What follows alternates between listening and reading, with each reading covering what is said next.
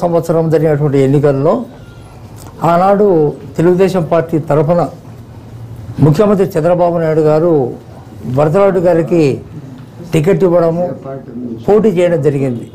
సరే, కొన్ని అనివార్య కారణాల వల్ల ఆ రోజు ఓడిపోవడం జరిగింది. దాని తర్వాత 4.5 సంవత్సరము, దాదాపు 5 సంవత్సరాలు వస్తుంది ఇప్పటికి. కాబట్టి ప్రొద్దుటూరు నియోజకవర్గంలో ఇన్ఛార్జిగా వరదరాజు గారు ఉండడము, పార్టీ నుంచి ఎటువంటి ఆదేశాలు వచ్చినా కూడా, పార్టీ నుంచి ఎటువంటి పిలుపు వచ్చినా కూడా ఎప్పటికప్పుడు 1 గంటలోనే కార్యక్రమాలు ఏర్పాటు కూడా చేయడం జరిగింది. వరదరాజు గారికి ఉన్నటువంటి ఒక గొప్ప విశేషమైనటువంటి ఒక అభిప్రాయం ఏమిటంటే, 1 గంట సమయం ఇస్తే చాలు దాదాపుగా 500 మంది కార్యకర్తలు పార్టీ ఆఫీస్ ముందర నిలబడేటువంటి ఒక శక్తి సత్తా ఉన్నటువంటి వ్యక్తి వరదరాజు గారు. మరి ఇప్పుడు 2019లో ఎన్నికలు జరగబోతూ ఉన్నాయి. ఈ 2019 జరిగిన ఎన్నికల్లో కూడా కడప జిల్లాలో దాదాపుగా 70-75% కూడా నిర్ణయం జరిగింది. ఇంకొక 3-4 నియోజకవర్గాల్లో జరగాల్సింది.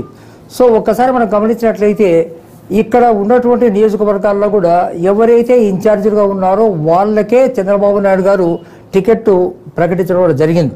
కాబట్టి ప్రొద్దుటూరు విషయంలో కూడా రకరకాల అభిప్రాయాలు ఉన్నాయి, మనం వింటూ ఉన్నాం ప్రజల్లో. కాబట్టి ఒకవేళ ఇప్పటికి ఏదైనా కూడా తెలుగుదేశం పార్టీలో ఏదైనా కూడా 1, 2, 3 గ్రూపులు ఉన్నప్పటికీ కూడా ఎన్నికలలో తప్పనిసరిగా అందరూ కలిసి పనిచేసే అవకాశాలు ఎక్కువగా ఉన్నాయి. కాబట్టి ఎవరు కార్యకర్తలు కానీ ప్రజలు కానీ ఎటువంటి అపోహలకు గురి కావాల్సిన అవసరం లేదు. నంద్యాల వరదరాజు గారికి టికెట్ వస్తుంది, ఖచ్చితంగా పోటీ చేస్తాడు. పోటీ చేసిన తర్వాత ఈసారి ఒకవేళ అందరూ కూడా మేము కలిపోయేటువంటి పరిస్థితులు మాకు ఉన్నాయి. కాబట్టి వాళ్ళు కూడా మేము కలిసి మాట్లాడి వాళ్ళ అభిప్రాయం కూడా తెలుసుకొని ఖచ్చితంగా మేమంతా కూడా ఒకటి ఖచ్చితంగా వరదరాజు గారిని గెలిపిస్తామని చెప్పేసి కూడా మేమంతా కూడా ప్రజలకంతా మేము తెలియజేస్తా ఉన్నాం. కాబట్టి మిత్రులారు, మేమంతా కూడా మీకు మీ ద్వారా కార్యకర్తలు కానీ ప్రజలు కానీ తెలియజేసేది ఏమంటారంటే, వచ్చేటువంటి ఒక అభిప్రాయం ఈ 2-3 రోజుల్లో జరిగేటువంటి ఒక అభిప్రాయాలన్నీ కూడా అపోహలు మాత్రమే. వేరే కాన్స్టిట్యూన్సీ నుంచి ప్రొద్దుటూరుకు సంబంధించినటువంటి వ్యక్తులు కూడా వచ్చి ఇక్కడ పోటీ చేస్తారని చెప్పడము, ఇలా రకరకాలుగా ఉన్నాయి.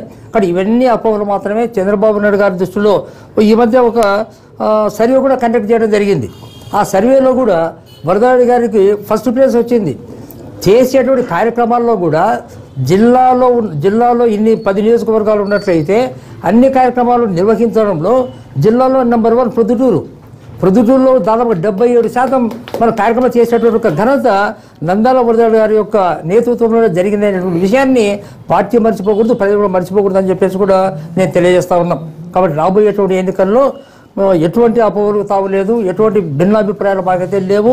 ఖచ్చితంగా వరదరాజు గారికి టికెట్ ఇస్తారు. తప్పనిసరిగా మేమందరం కూడా ఒకటి ఖచ్చితంగా ఆయన గెలిపిస్తామని చెప్పేసి కూడా మీ ద్వారా ప్రజలకు కార్యకర్తలకు అందరికీ తెలియజేస్తా ఉన్నాం.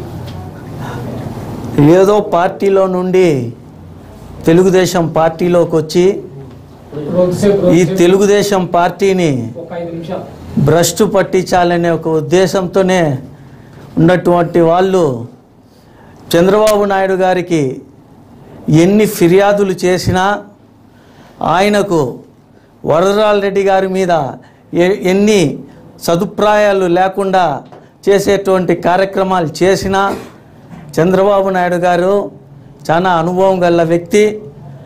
ఆయన ఇటువంటి వాటినన్నీ నమ్మరు. ఇటువంటి పక్క పార్టీ నుండి వచ్చి వాళ్ళు చెప్పే మాటలు వినే పరిస్థితిలో కూడా చంద్రబాబు నాయుడు గారు ఉండరు. ఆయనకు తెలుసు ప్రొద్దుటూరులో పార్టీకి ఎవరు కష్టపడుతున్నారు. పార్టీ ఓడిపోయినా కూడా ఈ 5 ఏళ్ళు పార్టీ కార్యక్రమాలన్నీ చురుగ్గా తీసుకుపోతున్నాం ప్రజల్లోకి. మరి ఇటువంటి వ్యక్తులు పార్టీకి వచ్చినాక ఏ రోజు కూడా పార్టీ కార్యక్రమాలన్నీ సక్రమంగా చేయటం లేదు.